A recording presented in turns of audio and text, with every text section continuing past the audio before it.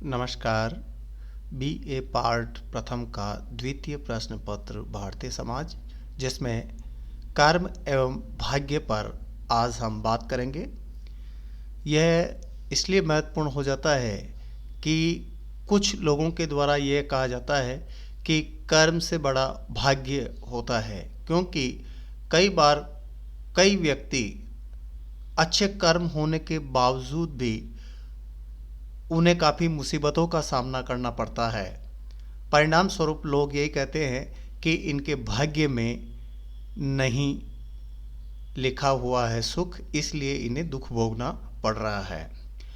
परंतु आज हम इसी बात पर यह स्पष्ट करना चाहेंगे। कुछ लोगों की मान्यता है कि भारत में कर्म सिद्धांत भाग्यवाद का आधार रहा है। महाभारत में धर्मव्याध के कथन से ज्ञात होता है कि जीवन में भाग्य या देव सर्वाधिक महत्वपूर्ण है और मनुष्य को बिना किसी द्वेष के इसे स्वीकार करना चाहिए। संस्कृत के विद्वान आर्थर कीथ ने कर्म सिद्धांत को भाग्यवादी सिद्धांत माना है।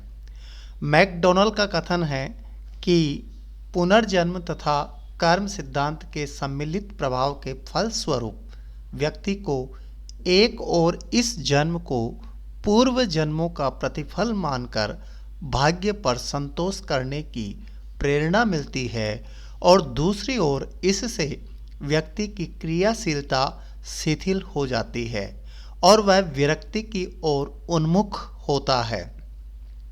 कर्म सिद्धांत पर विवेचन करने पर वास्तविकता कुछ और ही है। यह सिद्धांत व्यक्ति को भाग्य से बांधता नहीं, बल्कि उसे विभिन्न परिस्थितियों में अपने अभ्युदय या विकास की स्वतंत्रता देता है। वास्तविकता यह है कि भाग्य कर्म पर आधारित है, न कि कर्म भाग्य पर। महाभारत में युधिष्ठिर के इस प्रश्न का कि भाग्य और कर्म में प्रधान कौन है, तो भीष्म पितामह ने उत्तर देते हुए कहा कि व्यक्ति के प्रयत्न या कर्म बीज के समान है, जबकि भाग्य या देव भूमि के समान, और इन दोनों के संयोग से ही फसल होती है। जिस प्रकार बिना बीज के जोती हुई भूमि भी फसल नहीं देती, ठीक उसी प्रकार मानव प्रयास के बिना भाग्य निष्फल रहता है। कोई भी व्यक्ति जो केवल भाग्य पर निर्भर रहता है और जिसमें प्रयास करने की इच्छा का अभाव है, कभी कुछ भी प्राप्त नहीं कर सकता। दूसरी ओर प्रयत्न या कर्म से प्रत्येक वस्तु प्राप्त की जा सकती है। जिस प्रकार थोड़ी सी अग्नि भी हवा के वेग से बहुत शक्तिशाली हो जाती है, उसी प्रकार व्यक्तिगत प्रयत्न से भाग्य प्रभावशाली बन जाता है।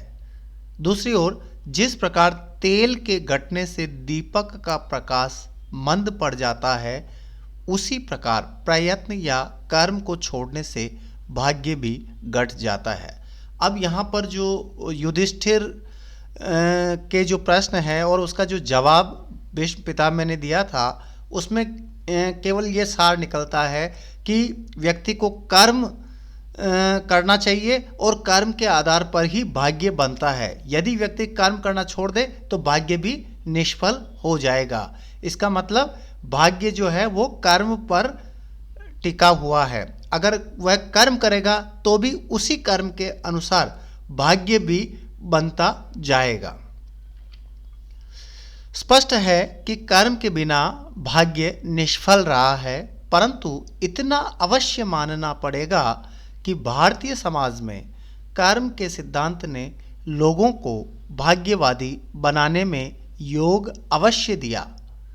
कर्म के सिद्धांत में प्रारब्ध की धारणा ने ही आगे चलकर भाग्य का रूप ग्रहण कर लिया। ऐसा इस कारण संभव हो सका कि पूर्व जन्म के कर्मों पर व्यक्ति साधारणतः नहीं बदल सकता। इतना अवश्य है कि वह वर्तमान में सद्कर्मों के द्वारा अपने भावी जीवन को उन्नत बना सकता है। देखिए, अब यहाँ पर यही बात थी कि व्यक्ति अच्छे कर्म करने के बावजूद भी उसे दुख मिल रहा है, तो यहाँ उसके जो पूर्व जन्मों के कर्मों का परिणाम के कारण उसे दुख मिल रहा है, लेकिन उसमें भी वह जो है अपने जीवन को उन्नत बना सकता है सदकर्मों के द्वारा। इसलिए उसे सदकर्म करना त्यागना नहीं चाहिए, उसे सदैव सदकर्म करते रहना चाहिए ताकि अपने भावी जीवन को उन्नत बना सकता है। दूसरा कारण संभवतः वर्ण व्यवस्था के प्रति बढ़ते हुए विरोध को रोकने के लिए उस समय के विद्वानों के द्वारा व्यक्ति की सामाजिक स्थिति को उसके भाग्य के साथ जोड़ने का प्रयत्न है। इन दो कारणों ने भाग्यवादी विचारधारा के प्रभाव को बढ़ाने में योग दिया, किंतु हिंदू शास्त्रार्थकारों ने भाग्य की तुलना में कर्म को प्रधानता दी है। कर्म के सिद्धांत का महत्व यद्यपि जैन धर्म और बौद्ध धर्म ने भी कर्म की महत्ता को बताया है, जैसा कि हिंदू धर्म में बताया गया है।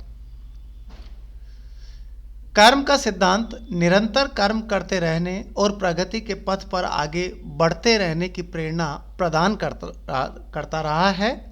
इस सिद्धांत के अनुसार पूर्व जन्म में भी व्यक्ति कर्म करने की दृष्टि से स्वतंत्र था और इस जीवन में भी है। इस सिद्धांत का महत्व इससे भी है कि बौद्ध और जैन धर्म भी इसके समर्थक हैं। डॉक्टर राधाकृष्णन ने अपने पुस्तक में बताया कि जीवन और आचरण में कोई भी सिद्धांत इतना महत्वपूर्ण नहीं है जितना कि कर्म सिद्धांत। यह भविष्य के प्रति आशा और अतीत के प्रति विस्मृति पर बल देता है। मैक्स वेबर ने लिखा है कि कर्म के सिद्धांत ने सारे संसार को एक तार्किक और नैतिक व्यवस्था में बदल दिया। यह सिद्धांत संपूर्ण इतिहास में सबसे अधिक संतुलित ईश्वरीय विश्वास का प्रतिनिधित्व करता है। कर्म के सिद्धांत ने नैतिकता के विकास में योग दिया है। व्यक्ति को दुष्कर्मों को त्याग कर सदकर्म या पुण्य कर्म करने को प्रोत्साहित किया। व्यक्ति जानता है कि शुभ कर्मों का अच्छा फल और अशुभ कर्मों का बुरा फल मिलेगा। अब देखिए, इसमें जो कर्म के सिद्धांत में बात स्पष्ट होती है वो नैतिकता के विकास की बात की है और सदकर्मों की बात कही गई है। व्यक्ति को चाहे किसी भी परिस्थिति में, वो चाहे विपरीत परिस्थिति हो, फिर भी सदकर्म करना या पुण्य कर्म करना चाहिए और दुष्कर्मों को त्याग करना चाहिए। और ऐसा भी विश्वास किया जाता है कि शुभ कर्मों का अच्छा फल और अशुभ कर्मों का बुरा फल व्यक्ति को मिलता है। कर्म के सिद्धांत ने व्यक्तियों को मानसिक संतोष प्रदान करने और सामाजिक व्यवस्था के प्रति निष्ठा बनाए रखने में योग दिया है। प्रत्येक व्यक्ति इस जीवन में अपनी मौजूदा स्थिति से इसलिए संतुष्ट रहा है कि वह इसे पूर्व जन्मों के कर्मों का फल मानता है। यह संतोष ही स्वस्थ व्यक्तित्व के विकास में सहायक रहा है। इस सिद्धांत ने व्यक्ति को कर्तव्य पथ पर सदैव आगे बढ़ने की प्रेरणा प्रदान की है। यद्यपि व्यक्ति का अपने भूतकालीन कर्मों पर कोई नियंत्रण नहीं है, परंतु अपने स्वधर्म का पालन करते हुए, अपने नियम कर्तव्यों को पूर्ण करते हुए वह अपने भावी जीवन को समुन्नत अवश्य बना सकता है। कर्म के सिद्धांत ने समाज के संघर्षों को कम करने में योग दिया है। संघर्ष उस समय अधिक होते हैं जब व्यक्ति अपनी मौजूदा स्थिति से असंतुष्ट और प्रयत्न के बावजूद भी असफल रहता है। कर्म के सिद्धांत ने अपनी वर्तमान स्थिति या मौजूदा सुख दुख या सफलता असफलता के लिए व्यक्ति को स्वयं को ही उत्तरदायी माना है, क्योंकि यह सब कुछ उसी के प्रारब्ध कर्मों का फल है। भारतीय समाज की सभी सामाजिक व्यवस्थाएं कर्म सिद्धांत पर आधारित रही है। इसमें जीवन के प्रत्येक कार्य को कर्म सिद्धांत के साथ जोड़ने का प्रयत्न किया गया है। परिवार हो, आश्रम हो, धर्म, वर्ण आदि से संबंधित अपने दायित्व का निर्वाह करने की तथा अपने नियत कर्तव्यों के पालन की बात कही गई है। कर्म का सिद्धांत संपूर्ण समाज के कल्याण से संबंधित है। यद्यपि यह सिद्धांत व्यक्तिवादी प्रतीत होता है, परंतु वास्तव में यह समष्टिवादी है। इस सिद्धांत का आधार स्वधर्म का पालन, सभी प्राणियों के प्रति समता का भाव और निष्काम कर्म है। जब व्यक्ति निष्काम कर्म करता है, सभी को समान समझता हो और अपने प्रत्येक दायित्व का निर्वाह करता है, तो परोपकार में वृद्धि होती है तथा समाज का कल्याण होता है। वह जहाँ कर्म के कुछ लाभदायक बातें थी, वहीं इसके कुछ दोष भी सामने आए हैं। जैसे कुछ व्यक्तियों का मानना है कि कर्मवाद व्यक्ति को निष्क्रिय बनाता है, यानी कि इसमें यह देखता है कि भाई हम कर्म कर रहे हैं, कर्म करने के बावजूद भी उसे सही ढंग का फल नहीं मिल पा रहा है, तो वो निष्क्रिय हो जाता है कि भाई ईश्वर जो भी देगा उसी में हम, क्योंकि वह भाग्य की बात आड़े ला देता है। दूसरी, कर्म का सिद्धांत प्रमुखतः पुरुषार्थों की पूर्ति से ही संबंधित रहा है, लेकिन धीरे धीरे कर्मवाद के प्रारब्ध से जुड़ जाने के कारण इसमें व्यवहार रूप में भाग्य या देव की धारणा अधिक प्रबल हो गई। पुरुषार्थ, धर्म, अर्थ, काम, मोक्ष, इसकी पूर्ति के लिए कर्म को ज़्यादा महत्व रहा है, लेकिन धीरे धीरे जो है उसमें प्रारब्ध शब्द जुड़ गया और भाग्यवाद की बात आने लग गई। तीसरी बात, इसमें पारलौकिक जीवन को लौकिक जीवन की अपेक्षा अधिक महत्व दिया गया है।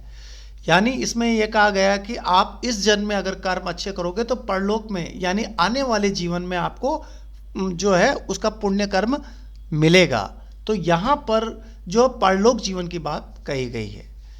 कुछ लोगों की मान्यता है कि वर्ण व्यवस्था के औचित्य को सिद्ध करने के उद्देश्य से कर्मवाद को प्रोत्साहन दिया गया। पांचवी बात, आलोचकों का कहना है कि भारतवर्ष के अधिकांश लोगों के पिछड़ेपन का सबसे अधिक महत्वपूर्ण कारक कर्मवाद है। कर्म का सिद्धांत नैतिक आधार पर न्याय संगत नहीं है। इन आलोचनाओं के बावजूद भी कर्म का सिद्धांत महत्वपूर्ण है। कर्म का सिद्धांत जीवन का एक तार्किक दर्शन है जो इस बात पर जोर देता है कि व्यक्ति अपने किए हुए कर्मों को तो नहीं त्याग सकता, परंतु इच्छा और प्रयत्न द्वारा उनके प्रभाव का अवश्य प्रतिकार कर सकता है। कर्म का सिद्धांत व्यक्ति को स्वयं को अपने भाग्य निर्माता मानता है। तो सार रूप में यही है कि कर्म और भाग्य दोनों महत्वपूर्ण है, लेकिन कर्म भाग्य से ज़्यादा महत्वपूर्ण इसलिए है कि व्यक्ति कर्म के आधार पर ही भाग्य को बना सकता है। यदि वह कर्म नहीं करेगा तो उसका भाग्य निष्फल हो जाएगा। अंततः कर्म ही व्यक्ति के जीवन का प्रमुख लक्ष्य है और भाग्य उसके साथ में यानी कर्म के साथ में जुड़ जाता है। आज तक बस इतना ही। बहुत बहुत धन्यवाद।